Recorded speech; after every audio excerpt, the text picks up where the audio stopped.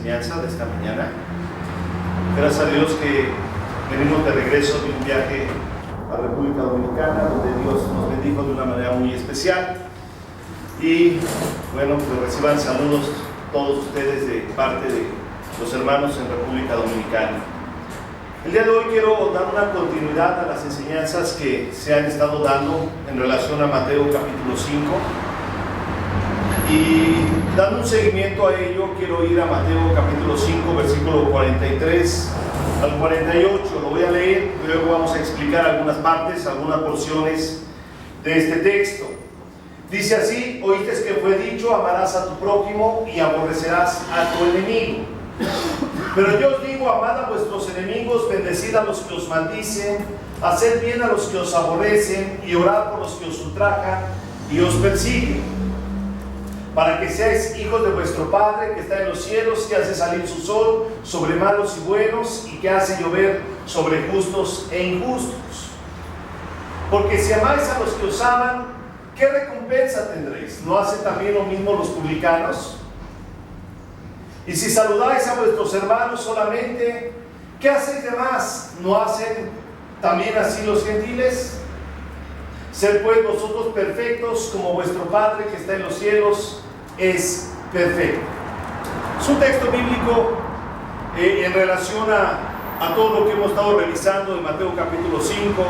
Hemos visto ya algunos temas en relación a ello, pero que cuando nosotros revisamos Mateo 5, versículo 43 en adelante, estamos hablando acerca de algo muy importante, que no solamente debemos de amar a la gente que nos ama, sino que también debemos de amar a nuestros enemigos.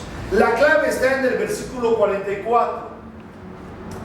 Yo os digo, amad a vuestros enemigos, bendecid a los que os maldicen, haced bien a los que os aborrecen y orad por los que os ultrajan y os persiguen. Cuando nosotros estamos leyendo Mateo 5, versículo 44, sin que nos movamos de este texto y leemos el 43, vemos cómo dice que habéis escuchado, ¿verdad?, que escrito estaba que amarás a tu enemigo y aborrecerás a tu enemigo. Y es que dentro del pueblo judío en la antigüedad así era. Si había personas que te bendecían, tú los bendecías, pero si había personas que te ocasionaban un daño, tú también los maldecías. Y esto está dentro de todo el contexto donde dice ojo por ojo, diente por diente. O sea, de alguna manera la gente se conducía dentro de incluso del pueblo judío de esa manera. O sea que si alguna persona te dañaba, la persona tenía que pagar por ese daño que te había ocasionado. Si en una discusión o en un pleito, una persona en esa pelea te sacaba el ojo, se le tenía que también sacar el ojo a la otra persona. Por eso decía ojo por ojo, diente por diente. Si en la pelea entre dos personas, alguno por un golpe le tiraba un diente, entonces a la persona que le había tirado el diente también le sacaban el diente. Era ojo por ojo, diente por diente. Entonces nosotros vamos entendiendo el contexto de lo cual se dirigía o por lo cual se conducía el pueblo de Israel. Y es que al hablar de eso también en nuestra sociedad o como seres humanos, es como que una justicia dentro de nuestro ser. O sea, si me hacen algo mal, esa persona tiene que pagar por el daño que me está ocasionando, porque ese es nuestro sentido de justicia. Nuestro sentido de justicia es equitativo. Entonces los seres humanos, cuando estamos en esa equidad y en ese sentido de juicio, cuando alguien nos hace daño, cuando alguien nos insulta, cuando alguien nos roba, cuando alguien nos ofende, cuando alguien nos agrede de una manera, nuestro sentido de justicia dice, eso no es justo y la persona merece también un castigo, o merece una sanción, o merece que alguien lo castigue por ese acto que me está haciendo. ¿Por qué? Porque esa es la manera equitativa de juzgar a alguien. O sea que la persona que ocasionó un daño tiene que pagar por ese daño que está ocasionando. Y me llama mucho la atención entonces cómo cuando Jesús viene pone este parámetro fuera de lo que es el sentido equitativo y justo que todos los seres humanos tenemos en nuestra mente y en nuestra conciencia. ¿Por qué? Porque nosotros mismos decimos, oye, ¿cómo voy a bendecir a alguien que me está maldiciendo? Como que nuestro sentido humano, no hablando de nuestro sentido cristiano, nuestro sentido humano, oye, si alguien me está ofendiendo, si alguien me está insultando, si alguien me está maldiciendo, en otras palabras, me está diciendo maldito, oye, ¿cómo lo voy a bendecir? Como que no es algo que sea acorde a lo que está sucediendo. No es algo que en verdad deba yo de hacer en un sentido de justicia equitativo. Me está maldiciendo. Y te acercas a la persona y le dices, oye, ¿cómo puedo responder esa agresión? Me está agrediendo y yo no me puedo controlar. Es que debería yo también de agredir a la persona. Agredir a la persona. Y como que Jesús pone aquí un parámetro: amad a vuestros enemigos. Qué difícil para el ser humano es realmente amar a tus enemigos. Imagínate a alguien que te quiere ocasionar o te ha ocasionado daño, alguien que te está dañando y que se ha hecho tu enemigo declarada y abiertamente, y te dice, ámalo. Y espérame, como que se sale de tu sentido de justicia equitativo, como que no es algo equitativo amar a mi enemigo, alguien que me está ocasionando daño, alguien que quizás ha hecho mucho daño a mi vida, se ha convertido en un enemigo, además un enemigo injusto. Pero mira lo que dice Jesús: amad a vuestros enemigos, bendice a los que os maldicen, haced bien a los que os aborrecen y orad por los que os ultrajan y os persiguen. Qué hermoso es Jesús. Por eso, cuando Jesús vino a la tierra y empezó a predicar el Evangelio y a vivir lo que Él vivió, era de gran impacto para toda la sociedad. Y fue de gran impacto para toda la sociedad que hasta el día de hoy su vida de Cristo es un impacto para todos nosotros. Cuando nosotros entendemos las enseñanzas de Cristo, pero a la vez también la vida de Cristo es algo que impacta mi vida. Porque digo, no era algo natural, era algo celestial, era algo divino que Él vivió, a tal grado de llegar a la cruz y morir por nuestros pecados. No es algo natural, no es algo normal que alguien lo esté golpeando, que alguien lo esté insultando y que al final en su oración a Dios diga, perdónalo, Señor, porque no saben lo que hacen.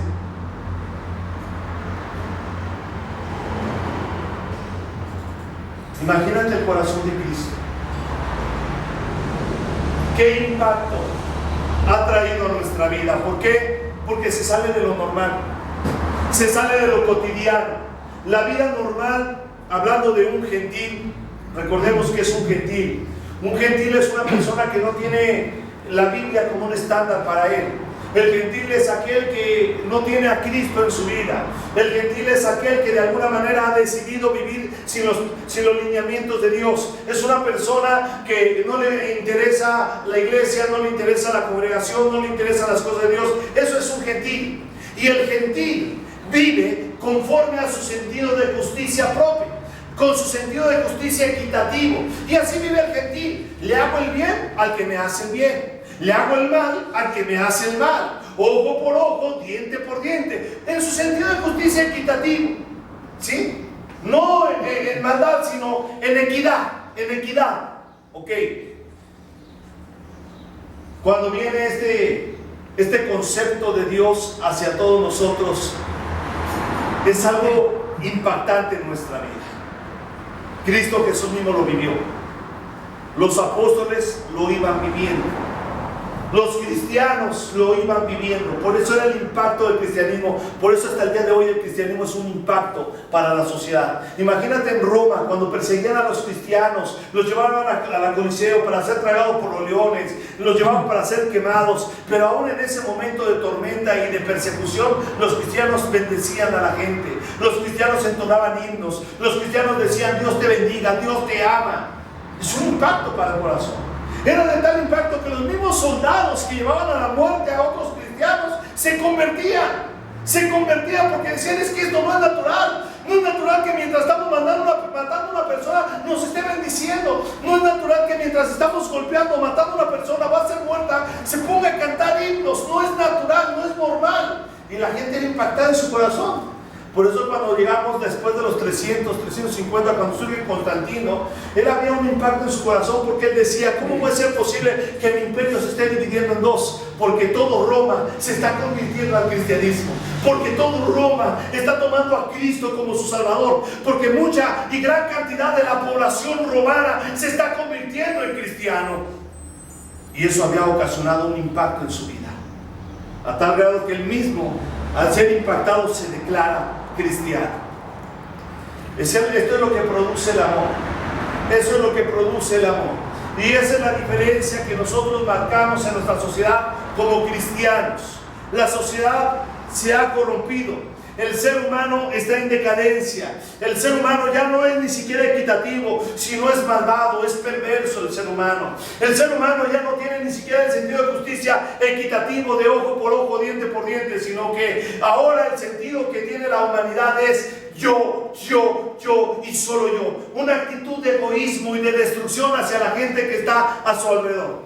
El día de hoy el amor está por los suelos. La gente vive en su egoísmo. Por eso es que la gente tiene necesidad, porque todos nosotros fuimos creados para amar y para ser amados. Pero la gente tiene necesidad del amor, porque en esta sociedad no existe el amor. En esta sociedad existe el egoísmo, existe el rechazo, existe el odio, existe muchísimas cosas que van en contra de lo que es el amor. Pero los seres humanos seguimos teniendo esa necesidad. Tan es así que cuando a una persona le muestras cariño, le das un abrazo, le dices estoy contigo, la gente se siente bien, porque hay una necesidad de amor. El ser humano sigue teniendo esa necesidad de ser amado, a pesar de que nuestra sociedad ya se corrompió. La humanidad está necesitada del amor. Por eso la gente está en busca de ese amor. Por eso la gente está buscando dónde encontrar ese amor. Y muchos de ellos piensan que en el matrimonio van a encontrar el amor. Pero lamentablemente, como vivimos en una humanidad caída, en el matrimonio muchas veces no se encuentra el amor.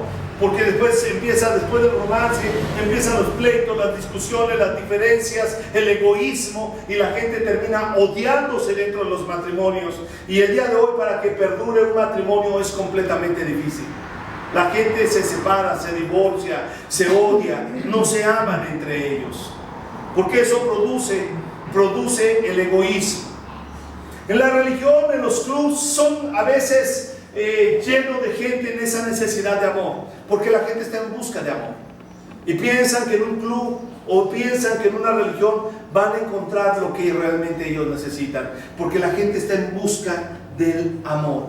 Pero el mundo real, el mundo en el que vivimos, realmente no está reinando el amor. Está reinando el egoísmo. Y esa es la realidad. Nuestra realidad en este mundo es que no hay amor. Es muy escaso el amor. Es difícil encontrar el amor.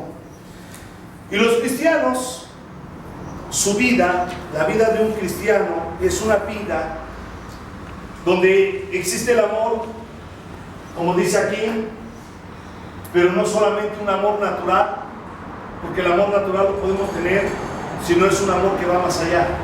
En el cristiano hay un amor que incluso va más allá de su familia. Porque es natural que un hombre ame a su esposa, ¿sí o no? Es natural que un hombre en esa equidad ame a sus hijos, porque son sus hijos.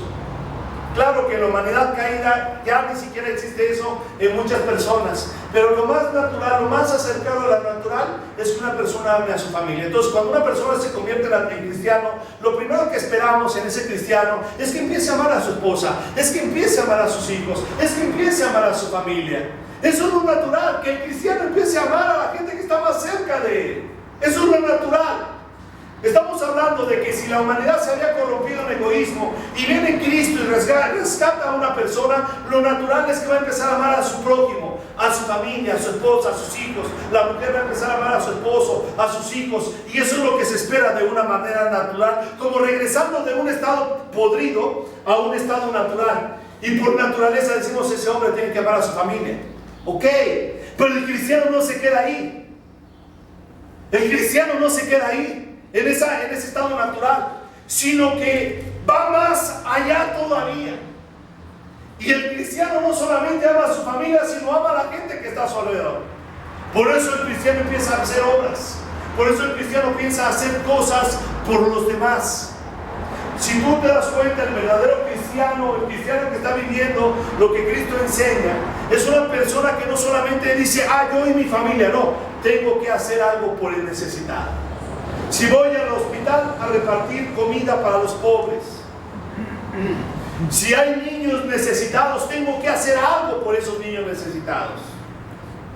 Si hay una necesidad en mi sociedad, tengo que hacer algo por esa necesidad que existe en mi sociedad. O sea, el cristiano no solamente se limita a la manera natural de amar a su familia, sino que se empieza a dar por otros. Empieza a darse por otros. Y empieza a trabajar esto en su corazón. Y empieza él a decir, verdaderamente mi enemigo, si mi vecino está amargado, si mi vecino está así, si mi vecino tiene esas actitudes, es porque no tiene a Dios. Y lo que necesita ese vecino es conocer a Jesús. Y lo que yo saludo. Y si me tira su basura en mi puerta, yo recojo esa basura y la coloco en el depósito de basura. Y si la persona me avienta una maldición con un huevo podrido, yo le doy una flor diciéndole, mira, tú eres alguien importante para nosotros. O sea, el cristiano rompe lo que es natural, rompe con aquello que ha dado a la humanidad y se va más allá, no solamente con los suyos, sino empieza a amar a la gente que está a su alrededor, empieza a amar a sus enemigos. Y es ahí donde vamos comprendiendo esto: ama a vuestros enemigos, bendice a los que os maldicen, haced bien a los que os aborrecen y orad por los que os ultrajan y os persiguen. Es una manera natural. Ya cuando Cristo está en el corazón de una persona, el cristiano empieza a actuar de esa manera. El cristiano empieza a notarse, no por una vida religiosa, sino empieza a notarse por una vida en la cual se empieza a dar por los demás. En esto dijo Jesús: conocerían que son mis discípulos, en que se aman, en que se aman. Y no un amor sentimiento, ni una pasión, sino un amor que tiene que ver con ágape. La palabra griega, una decisión de hacer el bien, cueste lo que cueste, vivir para los demás. Vivir para los demás. El cristiano entiende esto. No es el ojo por ojo, ni el diente por diente, sino que cuando alguien me hace daño, tengo que bendecir a la persona. El amor tiene obras y hace misericordia y se ve por los demás. Segunda de Timoteo 3:12. Segunda de Timoteo 3:12 dice: y también todos los que quieren vivir piadosamente en Cristo Jesús padecerán persecución. Lamentablemente, cuando una persona decide ser cristiano, empieza el rechazo, empiezan las dificultades, pero la persona ha decidido seguir a Cristo, cueste lo que cueste, cueste lo que cueste. El cristiano tiene un amor práctico, no importando las consecuencias. Lamentablemente a veces los cristianos son poco entendidos por la sociedad, porque como la sociedad es egoísta, piensan que todos somos igual de egoístas. Y cuando un cristiano o un grupo de cristianos deciden hacer el bien al necesitado, siempre se malinterpreta por ese estado egoísta y caído de la humanidad. Pero no entienden que realmente se hace por amor, que hay un sacrificio real, que hay un sacrificio verdadero por parte del grupo de cristianos que han decidido hacer lo bueno y que han decidido hacer el bien a los demás. La sociedad lo malinterpreta porque la sociedad no vive así, porque la sociedad tiene un sentido de justicia ya ni siquiera equitativo, sino más bien un sentido de justicia egoísta. Y como la gente es egoísta y solamente está pensando en lo suyo, en lo suyo, en lo suyo, cuando una persona o un grupo de personas deciden hacer el bien, no lo entienden, no lo comprenden y piensan que son cosas raras, extrañas, y dicen: ¿por qué? ¿Por qué lo hacen? Seguramente hay otro propósito escondido, seguramente hay algo que no dejan ver, hay algo oculto. ¿Por qué lo harán de esta manera? No lo alcanzan a entender, no lo alcanzan a entender, porque su vida es egoísta. Sin embargo, el cristiano simple y sencillamente busca hacer la voluntad de Dios. Dice 1 Corintios capítulo 13, del versículo 4 en adelante, que el amor es sufrido, es benigno, el amor no tiene envidia, el amor no se hace jactancioso, no se envanece. Dice: no hace nada indebido, no busca lo suyo, no se irrita, no guarda rencor, no se goza de la injusticia, mas se goza de la verdad. Todo lo sufre, todo lo cree, todo lo espera, todo lo soporta. El amor nunca deja de ser, pero las profecías se acabarán y cesarán las lenguas y la ciencia acabará. Cuando nosotros leemos este pasaje vemos claramente lo que es el amor. Primeramente te dice, el amor es sufrido. Y cuando el cristiano realmente ama, es lento para la ira. Hay un sufrimiento en él. Quizás cuando vienen las injusticias, cuando es rechazado por la familia, cuando es señalado en el trabajo, en la escuela, pero el cristiano aprende a ser amable, servicial, es sufrido. El amor es benigno, siempre busca hacer el bien a los demás. Siempre está buscando, ¿cómo le hago el bien a esta persona? ¿Cómo le hago el bien a esta otra persona? Porque hay amor en su vida. Y ve a una persona que tiene una necesidad o que tiene algún problema, alguna situación y dice, ¿cómo le puedo ayudar a esta persona en esta necesidad? ¿Por qué? Porque su amor es benigno. Porque su amor no se envanece, no está envanecido, sino más bien es humilde. El amor no busca lo suyo.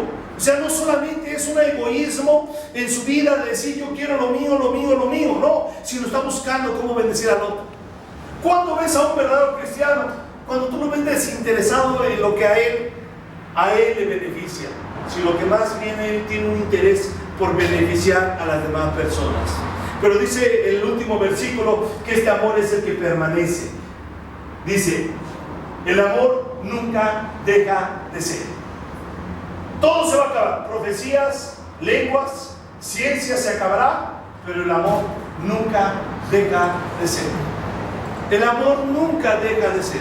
El amor permanece para siempre. Y vamos a ver Mateo 5:45 nuevamente. Dice, para que seáis hijos de vuestro Padre que está en los cielos, que hace salir su sol sobre malos y buenos, y que hace llover sobre justos e injustos. A mí me llama mucho la atención Mateo 5 de estos versículos que estamos hablando, porque dice aquí que cuando tienes ese amor por los demás y cuando tienes ese amor hacia las demás personas, o sea, incluso a tus enemigos, estás teniendo el amor de Dios. Porque Dios, dice aquí, hace salir su sol sobre malos y buenos. O sea, cuando va a bendecir Él a alguien, a la humanidad, no está pensando Él, solamente voy a bendecir a los buenos y a los malos no los voy a bendecir. No es cierto, así no es Dios. Así no es Dios. Dios bendice a los buenos y a los malos. Incluso cuando nosotros éramos pecadores y que vivíamos lejos de Dios, Dios nos bendecía, porque nunca nos faltó qué comer, nunca nos faltó ropa, nunca nos faltó la bendición de Dios en nuestras vidas. Y aún Dios nos guardó siendo malvados y perversos de accidentes y a veces hasta de la muerte, porque Dios bendice a buenos y a malos. Dios bendice a buenos y a malos. Por eso dice, hace salir su sol sobre malos y buenos. ¿Por qué? Porque en el corazón de Dios siempre está el bendecido. En el corazón de Dios siempre está el bendecido. El bendecir a tanto al bueno como al malo. Y dice, ¿por qué al malo le va tan bien? ¿Por qué al malo tiene estas bendiciones sobre su vida? ¿Por qué? Porque Dios hace salir su sol sobre buenos y malos. Y hace llover sobre justos e injustos. O sea, derrama sus bendiciones siempre Dios sobre los justos y sobre los injustos, sobre los malos y sobre los buenos. ¿Y qué es lo que te dice aquí? Para que seas hijos de vuestro Padre que está en los cielos. Significa que el Hijo de Dios tiene que tener un corazón como el del Padre. Y ahí viene la perfección que estamos leyendo hasta el final de este capítulo. Para que seáis hijos de vuestro Padre que está en los cielos. Significa que nosotros los cristianos, al relacionarnos con Jesús, nos vamos pareciendo más a Jesús. Nos vamos pareciendo más al corazón de Dios. Y en el corazón de Dios siempre está el deseo de bendecir a buenos y a malos, de bendecir a justos y a injustos. ¿Y cuál debe de ser nuestra actitud, hermanos? Los que somos cristianos debemos de tener una actitud siempre de amar a todos. y de hacerles el bien a todos. Oye, pero mira que ese es malo, es pecador, es una prostituta, mira, ese anda de fornicario, este anda haciendo lo malo, este es un ladrón, este es esto, este es el otro, y son malos. ¿Cuál es mi actitud como cristiano? Voy a bendecir al justo y voy a bendecir también al injusto. Voy a bendecir al bueno, pero también voy a bendecir al malo, porque ese es el corazón de Dios. Ese es el corazón de Dios. Imagínate si solamente nos enfocáramos a hacer el bien a los buenos. ¿Cuándo se iban a convertir los malos? Si como cristianos solamente nos enfocáramos a hacerles el bien a los buenos. No, hermanos, nunca iba a actuar Dios en la vida de los malos. Nosotros mismos, hermanos, si estamos de pie con Cristo, no ha sido porque nosotros hayamos sido buenos, sino porque también Dios se fijó en nosotros y dijo: voy a dejar salir el sol sobre tu vida también, y el sacrificio de Cristo sobre tu vida también, y mi misericordia sobre tu vida también, sobre los justos y sobre los injustos. Nosotros tenemos que ser parecidos a Dios, bendiciendo a los buenos y a los malos. Volvamos a 5:48 para terminar. Dice: sed pues vosotros perfectos, como vuestro Padre que está en los cielos es perfecto. Este versículo se ha malinterpretado. La perfección que aquí habla no es una perfección en cuanto a la ley, es una perfección en cuanto al amor. Y es ahí donde muchos se han equivocado y han errado. Es que tenemos que ser perfectos, sí, pero en ningún momento te habla de la ley. Te está hablando acerca de lo que estamos leyendo: bendecir a los que os maldicen, hacer el bien a los buenos y a los malos, hacer el bien a los justos y a los injustos, amar a tus enemigos. Ese es el corazón de Dios, y ese es el corazón que nosotros debemos de tener para que seamos llamados hijos de Dios y para que también alcancemos la perfección de Dios. Sed pues vosotros perfectos, como vuestro Padre que está en los cielos es perfecto. ¿Por qué? Porque es un perfecto amor. Es un amor perfecto hacia la humanidad, y ese amor perfecto es el que el cristiano debe de tener. Nosotros debemos de ser perfectos, sí, debemos de ser perfectos, pero en cuanto al amor, ese es el corazón del cristiano que debe de tener, un amor perfecto, pero hacia los demás. Hacia los demás, hermanos. Debe de haber un distintivo en nuestras vidas como cristianos. En los que estamos aquí debe de haber un distintivo, y ese distintivo que debemos de cargar siempre en nuestra frente, en nuestro corazón, en nuestra vida, debe ser un distintivo de amor hacia los demás. Padre, te damos gracias por este mensaje que tú nos das. Gracias por tu palabra que tú nos compartes. Gracias, Señor, por tus bendiciones, Señor. Gracias, Padre, porque si no fuera por esta clase de amor, nosotros estaríamos perdidos. Gracias, Señor, por tus bendiciones. Gracias, Jesús. Amén.